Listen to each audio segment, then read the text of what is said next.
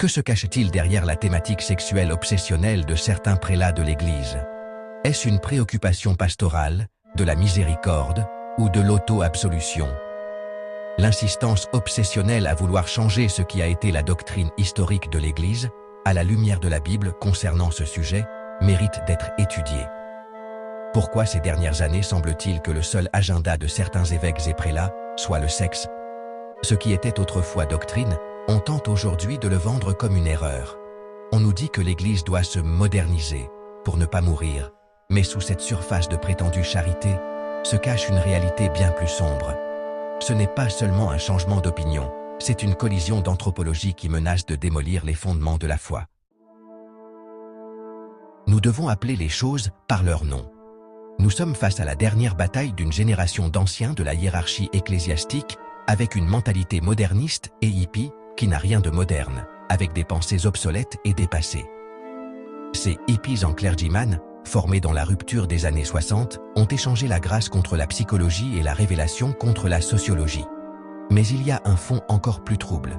Cette obsession de normaliser l'interdit est-elle une quête de justice ou un mécanisme de défense? Quand la double vie et les déviances deviennent insupportables, la voie la plus facile n'est pas la conversion, mais la subversion de la norme.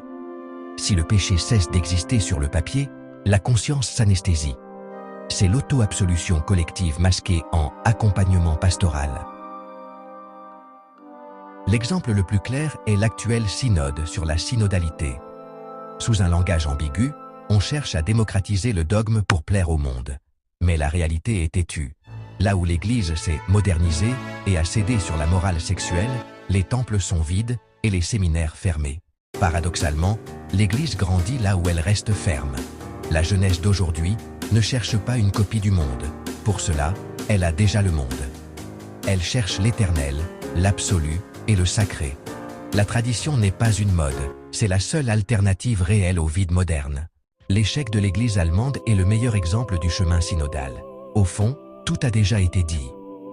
Nous avons 2000 ans d'histoire, le magistère, la tradition et le témoignage des saints.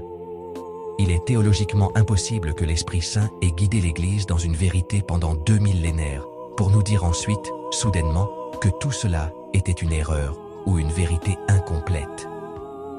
Dieu ne change pas d'avis selon le consensus d'une époque. L'Église n'est pas une girouette, c'est un rocher. Ces prélats qui s'obsessionnent aujourd'hui avec la légalisation de ce qui contredit le dépôt de la foi, construisent sur le sable. Le salut des âmes ne s'obtient pas en applaudissant le péché, mais en offrant la vérité qui libère.